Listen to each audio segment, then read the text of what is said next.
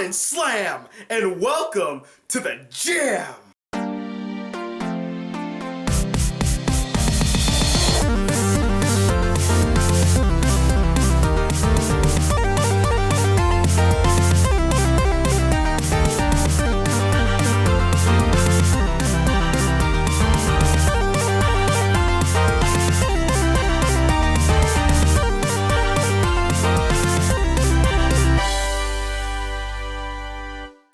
The Black Critic Guy here with the first official video for Sports Month, and I could not pick a better movie review to kickstart Sports Month than the basketball film that spurs more nostalgia than a can of Fruitopia, and that film is Space Jam. Now, the movie Space Jam, oddly enough, starts off as a semi-biography of Michael Jordan's career. And I'm not even kidding you guys. It starts off where Michael Jordan is announcing his retirement from the NBA and will be pursuing a career in baseball just like his father, which actually happened. But then the film takes a huge turn as Michael gets roped into this all-or-nothing basketball game with the Looney Tunes facing against these aliens known as the Monstars who stole the talent from some NBA players and are now trying to force the Looney Tunes into a lifetime of servitude in their amusement park. So the Looney Tunes ask the help of Michael Jordan to help them defeat the Monstars and to get back the talents of the NBA players that they stole. Now, like most kids who grew up in the 90s, I absolutely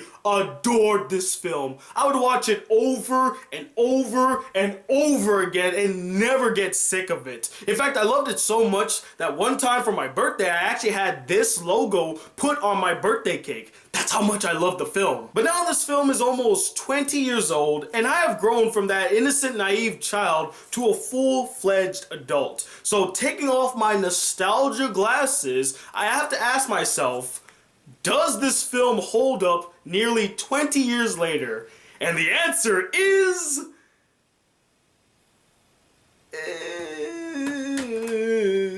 It's decent, it's serviceable. I mean, I still enjoyed it, don't get me wrong, guys. But after watching it again, after how many years since the last time I saw it, it has kind of become a bit dated. But there is one element to the film that has remained timeless and still remains the best quality to the film. And that's the freaking soundtrack, man. I still adore all the songs in the soundtrack as much as I did when I first heard them back when I was younger. I mean, they're still catchy, they're still lively, they're still energetic, they get you pumped, and I got hit with such a rush of nostalgia when I heard the opening theme to Space Jam. I mean, come on. It is just, oh, it's timeless. Come on and slam, and welcome to the jam. That song just never gets old. Like, it will never get old to me. And there are some other good songs as well, like Hit 'em High, I Turn to You, For You I Will, and of course, the most memorable song besides the Space Jam theme song, I Believe I Can Fly.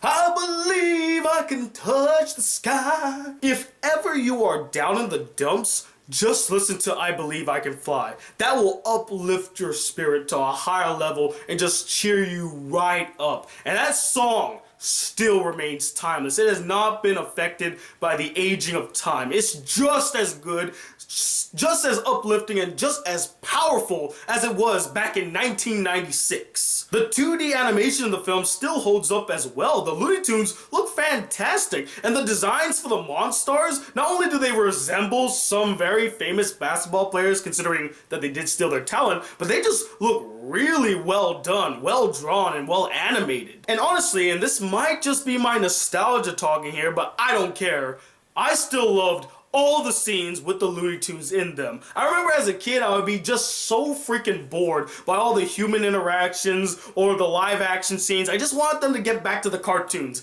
get back to the Looney Tunes. That's what I wanted to see. And that's no different here. They are the spark of energy in this film that you just can't help but enjoy. I love the Looney Tunes, and although they might not be their silly selves like they are on the show, they still have a lot of energy to them, and they still have all the characteristics that we know and love about them. The basketball game at the end of the film, although feeling more rushed nowadays, is still a whole lot of fun to watch and quite exhilarating. I mean, just seeing Michael Jordan and the Looney Tunes facing off against the Monstars, I mean, it's just a delight. And say what you must, but I really like the camera work and angles that they used for the basketball game. It just made you feel like you were in the game itself. And the last thing that I liked about this film was actually an element to the film that I didn't like when I was a kid, but I appreciate now. And honestly, I wish they could have told that story a little bit more in this film. And that's that whole subplot where the 5 famous basketball players, they lose their mojo, and there's this whole scene where they're trying to figure out what happened to their basketball skills and all that stuff. And honestly,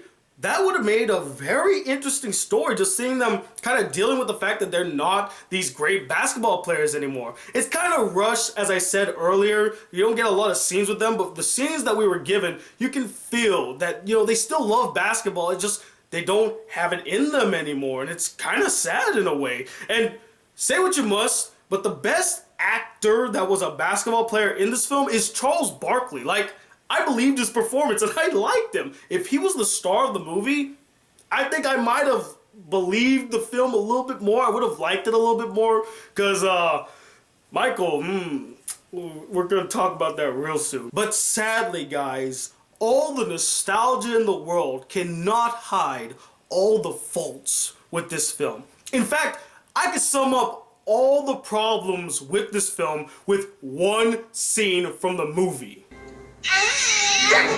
Yeah, that extremely short scene sums up this entire movie in a nutshell. This whole film is nothing but a huge ass-kissing circle jerk. And I really mean that. Like, everyone is just like jumping on Michael whenever they see him. Oh, Michael, you're so great. You're so awesome. Oh, I love it. It's Michael Jordan. It's so great. In almost every single scene, in almost any given moment, you will have characters just sucking up to Michael Jordan and kissing his freaking ass. Just be like, oh, Michael, don't worry, man. That wasn't a bad shot. You know, you look good striking out. It was okay. You know, when I strike out, forget about it. I look terrible, man. I don't want to see a film where every single goddamn character is just stroking Michael Jordan off because of how great he is. I want them to interact with him as if they were characters in a film. And that's exactly what this film is missing. Memorable, likable, relatable, and timeless characters that you could get attached to, at least on the human side of things. Because the Looney Tunes, they're timeless already. You're gonna remember them and they have their own unique personalities. The human characters in this film, what's so special about them? There's nothing interesting about any of the human characters in this film.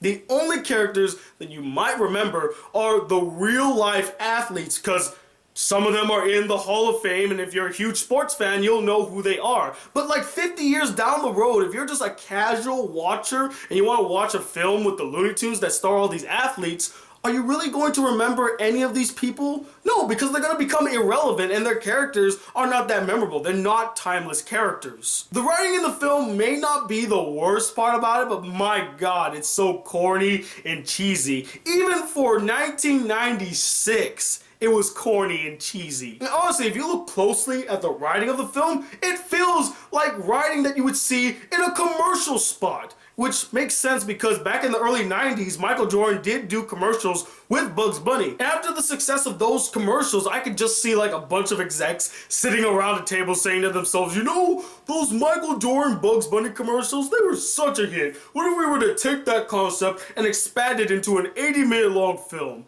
That's a great idea. Let's greenlight it. Do we need a script? Nope. Just do the same thing that we did with the commercials. And I'm not saying again that this is a bad movie or I did not enjoy it. I'm just heartbroken that there wasn't a lot of effort put into telling at least a compelling story with some good, clever writing that you would see in a Looney Tunes cartoon. I mean, hell, a single 7-minute long episode of the Looney Tunes has more wit in it than freaking Space Jam.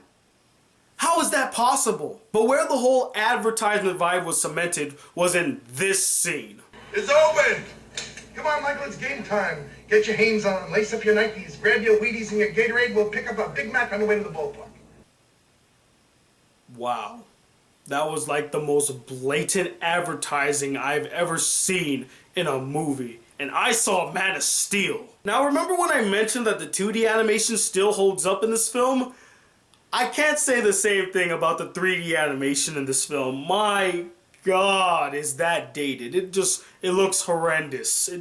It really stands out, guys. It looks terrible. I can't even talk about this next one without laughing. The acting.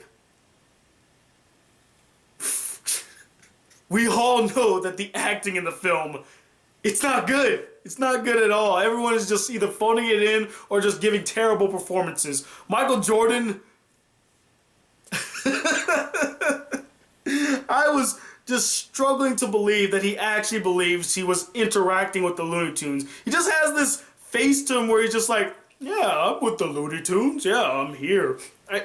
He's not an actor, he's an athlete, for sure. And the last thing that I really didn't like about this film, and this is something I didn't like about it when I was a kid as well, Lola Bunny.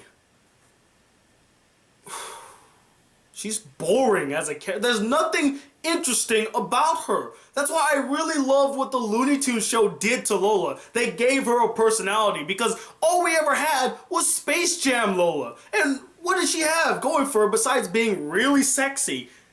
Nothing. Nothing at all. She is not memorable as a character. But overall, even with all of its shortcomings, and even though it seems like I'm really harping on this film and being way too critical on it, I still really enjoy this movie, guys. I still had a fun time watching it. It's my childhood film. I could never hate Space Jam. It's just, as an adult who reviews movies as a profession, I have to take off my nostalgia glasses and look at this film with a critical eye. And upon looking at it, I do notice more of the problems that I did notice when I was younger. But that doesn't mean that I hate the film, because I'm going to give this film a 3 out of 5 stars. It's okay. If you're a huge fan of the film as a kid, you'll still really enjoy it. But if you were to watch it now, you're gonna be like, this film's not that great. Why was everyone hyping it up so much? But anyway, what did you guys think about this film? Do you still really enjoy it even with all of its flaws? Or do you look back at it now and be like, it's not as great as I remember it being? Or are you just like, I hated it all the time. It wasn't that great. I don't get why people loved it so much. And let me know, what is the most nostalgic movie for you? Like a movie that you saw as a kid that just brings back memories of the past. Comment below and let me know. If you are new to my channel and would like to be a part of the Black Critic crew, please hit that subscribe button below. Like this video if you really enjoyed it, and like my Facebook fan page if you have not done so, link in the description. And I'm Tony Wilder II, the Black Critic Guy. Till then, peace YouTube, come on and slam, and welcome to the jam!